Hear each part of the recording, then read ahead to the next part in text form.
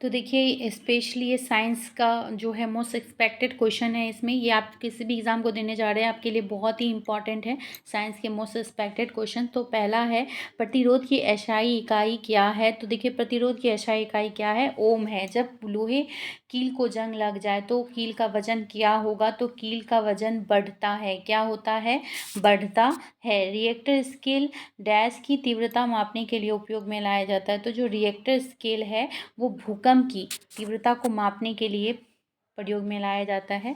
इसके बाद 4 number question है, दिशा सूचक यंत्र यानी कंपास की सुई हमेशा जिस दिशा की ओर होती है, हमेशा उत्तर दिशा की ओर होगी। किस दिशा की ओर होगी, उत्तर दिशा की ओर। निम्न में से कौन सा यांत्रिक ऊर्जा के विद्युत ऊर्जा में परिवर्तन का उदाहरण नहीं है। तो ये गौर करिएगा, यहाँ नहीं है बोल रहा है।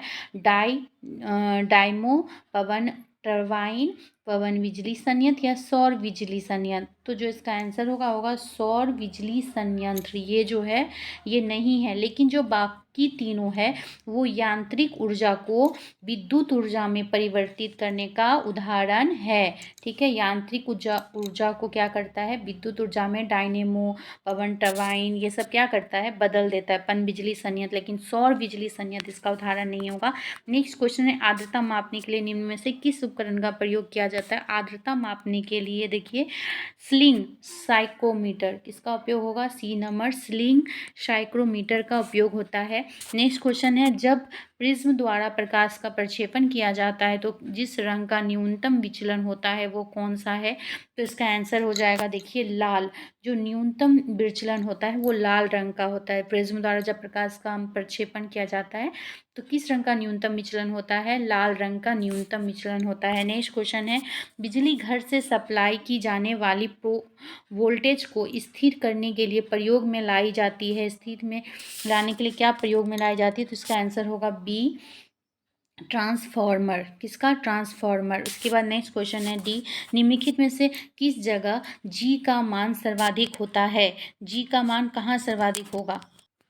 तो देखिए इसका जो आंसर क्या बोल रहा है, माउंट एवरेस्ट, कुतुब मीनार की चोटी पर, विषुवत रेखा पर या अंटार्कटिका में किसी स्थान पर। तो इसका जो आंसर हो जाएगा आपका होगा अंटार्कटिका में किसी स्थान पर जी का मान क्या होगा, सबसे अधिक होगा। यदि किसी गेंद को ऊर्ध्वाधर रूप से फेंका जाए तो गुरुत्वीय त्वरण क्या करेगी, गेंद की गति को विपरीत दिशा में होगा। गेंद की गति जो है वो विपरीत दिशा में होगी। तो ये बिल्कुल सही है, इसका आंसर ए हो जाएगा। नेक्स्ट क्वेश्चन, निम्नलिखित में से किसका संवहन तरंग द्वारा एक जगह से दूसरी जगह तक किया जाता है। ठीक है, द्रव्यमान, वेग, तरंग दैर्घ्य या ऊर्जा। तो इसका आंसर हो जाएगा आपका ऊर्जा, एक जगह से दूसरी जगह तक किया जाता है। निम्न में से कौन सी भौतिक राशि है जो मात्रा में वृद्धि के बाद भी अप्रभावित रहती है। आयतन, भार, द्रव्यमान या घनत्व। तो इसका आंसर हो जाएगा घनत्व, जो है मात्रा में वृद्धि के बाद भी अप्रभावित रहता है। धातु की एक वृत्ताकार चकती के मध्य में पिंड है। ठीक है, चकती को गर्म करने पर पिंड का आकार क्या होगा। अगर हम चकती को गर्म करेंगे तो पिंड का आकार बढ़ेगा, घटेगा, मध्यंतर रहेगा या धातु पर निर्भर करेगा। तो देखिए इसका आंसर होगा बढ़ेगा। क्या आकार होगा, क्या होगा, अगर धातु की एक वृत्ताकार चकती के मध्य में पिंड है और चकती को हम गर्म करने पर पिंड का आकार बढ़ेगा। नेक्स्ट क्वेश्चन है, पीछे का दृश्य देखने के लिए ऑटोमोबाइल में प्रयोग किया जाने वाला दर्पण क्या है।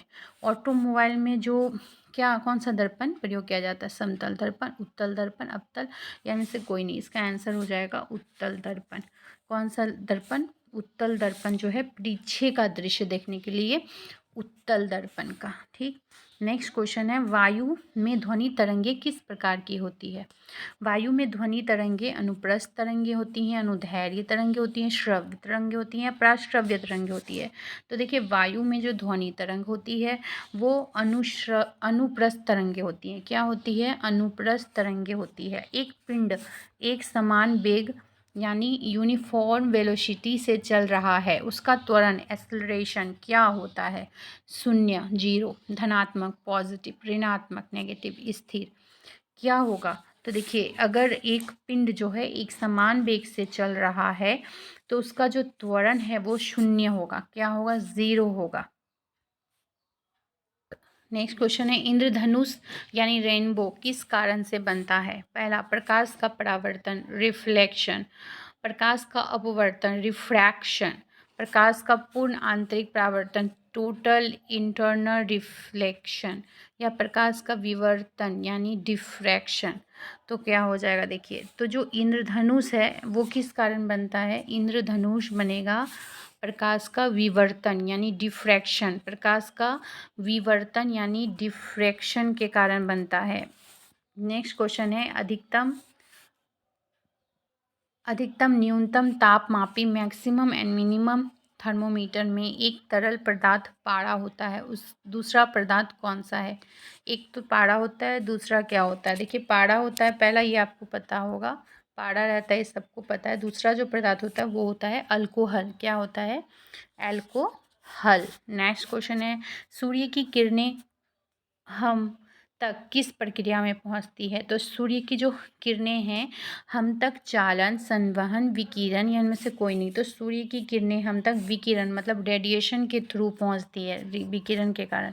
छोटी वस्तुओं को देखने के लिए किस उपकरण का प्रयोग होता है। छोटी वस्तुओं को देखने के लिए जो है माइक्रोस्कोप का प्रयोग करते हैं। माइक्रोस्कोप से छोटी वस्तुएं बड़ी दिखती हैं। ठोस, द्रव और गैस में किसके अणुओं के मध्य आकर्षण बल सबसे अधिक होता है। तो देखिए जो ठोस है उसके मध्य आकर्षण बल क्या होगा, सबसे अधिक होगा। नेक्स्ट क्वेश्चन है बिना गर्म किए द्रव्य को वाष्प में परिवर्तित करने की प्रक्रिया को क्या कहते हैं। वाष्पन, संघनन, ऊर्ध्वपातन या द्रवण। देखिए बिना गर्म किए अगर हम द्रव को डायरेक्ट वाष्प में परिवर्तित करते हैं वो होगा ऊर्ध्वपातन। क्या होगा, ऊर्ध्वपातन। नेक्स्ट क्वेश्चन है जिस निश्चित ताप पर किसी द्रव्य का वाष्प दाब वायुमंडलीय दाब के बराबर हो जाता है उसको क्या कहते हैं। तो उसे परम ताप मतलब एब्सोल्यूट टेम्परेचर कहते हैं। क्या कहते हैं, परम ताप, एब्सोल्यूट टेम्परेचर। ठोस, द्रव्य तथा गैस इन तीनों को बढ़ती हुई गतिज ऊर्जा मतलब काइनेटिक एनर्जी का आरोही क्रम है। तो इसका आंसर हो जाएगा सी, द्रव्य, ठोस और गैस। पदार्थ के ताप का संबंध उसके अणुओं की किस ऊर्जा से होती है। तो पदार्थ के ताप का संबंध उसके अणुओं की गतिज ऊर्जा से होती है। किससे होती है, गतिज ऊर्जा से। नेक्स्ट क्वेश्चन है पृथ्वी पर तीनों अवस्थाओं में पाए जाने वाले पदार्थ का नाम क्या है। जो तीनों अवस्था में पाया जाता है, तो देखिए पानी है ना, ये पृथ्वी पर तीनों अवस्था में पाया जाता है। निम्नलिखित में से कौन सी वस्तु द्रव नहीं है, कौन सी वस्तु द्रव नहीं है।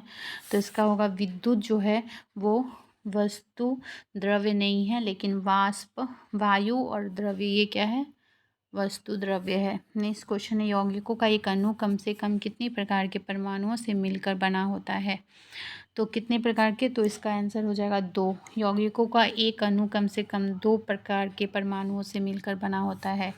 नेक्स्ट है 2 या 2 से अधिक पदार्थ के समांगी मिश्रण को क्या कहते हैं। 2 से अधिक समांगी मिश्रण को हम यौगिक कहेंगे, जिसमें 2 या 2 से अधिक पदार्थ को। ठीक है, निम्न से धातु तत्व किस में है। धातु तत्व किस में है, कार्बन में, ब्रोमीन में, पारा में, गंधक में। तो इसका आंसर हो जाएगा पारा में। 30 का क्या होगा, पारा से धातु तत्व किस में है, तो पारा में। कांच, सिलिकॉन तथा किसके परमाणु का एक बड़ा समूह होता है। कांच, सिलिकॉन। ठीक है, इसका देखिए आंसर होगा ऑक्सीजन। ठीक है, ऑक्सीजन। तो इसका आंसर हो जाएगा ऑक्सीजन। कांच, सिलिकॉन, ऑक्सीजन परमाणु का एक बड़ा समूह होता है। ठीक है, नेक्स्ट क्वेश्चन नंबर 2। बाजारों में प्रयुक्त पॉलीथीन किसके अणुओं की एक लंबी श्रृंखला होती है। तो किसकी होती है एक लंबी श्रृंखला, देखिए इसका आंसर होगा एथिलीन। क्या हो जाएगा, एथिलीन। बाजार में प्रयुक्त पॉलीथीन एथिलीन अणुओं की एक लंबी श्रृंखला होती है। 33। निम्न में कौन सा प्लास्टिक अत्यधिक ज्वलनशील है। सबसे ज़्यादा ज्वलनशील प्लास्टिक कौन सा है, रेयॉन, नायलॉन, पॉलीथीन या सेलुलॉइड। क्या हो जाएगा, तो देखिए इसका जो आंसर हो जाएगा वो होगा डी, सेलुलॉइड। सेलुलॉइड जो है वो प्लास्टिक अत्यधिक ज्वलनशील है। ठीक है, निम्न में से रसायन को थर्मोसेटिंग प्लास्टिक कहा जाता है? इनमें से किस रसायन को किसको कहा जाता है? तो बेकेलाइट। किसको कहा जाता है? बेकेलाइट को थर्मोसेटिंग प्लास्टिक कहा जाता है। टेलीफोन किस प्रकार के प्लास्टिक से बनता है? टेलीफोन जो है वो बेकेलाइट टेलीफोन कौन से प्लास्टिक से बनता है? बेकेलाइट से बनता है टेलीफोन। नेक्स्ट क्वेश्चन है, सीमेंट की बनी छत पर दरारें आ गई, सीमेंट में किस पदार्थ की अधिकता से यह हुआ? ठीक है, PFeCaSi। तो इसका जो आंसर हो जाएगा वो क्या हो जाएगा? DSi। दरारें जो आई सीमेंट में किस पदार्थ की अधिकता से हुआ है? Si की अधिकता से हुआ है। वस्तुओं का रंग उड़ाने और जल को कीटाणु रहित बनाने हेतु किस पदार्थ को प्रयोग किया जाता है? ब्लीचिंग पाउडर, खाने का सोडा, कपड़े धोने का सोडा या प्लास्टर ऑफ पेरिस। तो वस्तुओं का रंग उड़ाने, ठीक है, और जल को कीटाणु रहित बनाने के लिए ब्लीचिंग पाउडर का उपयोग होता है। किसका? Bleaching powder. ए हो जाएगा। ठीक है, नेक्स्ट क्वेश्चन है, निम्न में से कौन सा बहुलक नहीं है? तो देखिए जो बहुलक नहीं है वो है पामीटेट, ऑप्शन सी। ठीक है, 38 का सी हो जाएगा पामीटेट। साबुन निम्नलिखित में से किन पदार्थों से संबंधित है? साबुन जो है वो कार्बनिक अम्लों के लवण, साबुन कार्बनिक अम्लों के लवण से संबंधित है। नेक्स्ट क्वेश्चन है, प्रतिदिन प्रयुक्त होने वाले डिटर्जेंट का सामान्य सूत्र होता है? क्या सूत्र होता है? तो इसका जो सूत्र होगा वो होगा RC6H4SO3Na। ठीक है, तो देखिए इसमें जो है जो इम्पोर्टेंट सीरीज़ मैं बनाई हूँ उसमें टोटल 80 क्वेश्चन है। तो मैं इस वीडियो में 40 क्वेश्चन करवा रही हूँ आपको, एंड नेक्स्ट वीडियो में 40 क्वेश्चन आपको करवा दूँगी। ठीक है, तो अगर आपको मतलब अच्छा लग रहा और नेक्स्ट वीडियो कब आएगा तो आप बेल आइकन दबा दीजिएगा, तो आप तक नोटिफिकेशन पहुँच जाएगा साइंस का नेक्स्ट वीडियो अपलोड जैसे ही होगा। ठीक है, एंड आपके एग्ज़ाम के लिए ऑल द बेस्ट।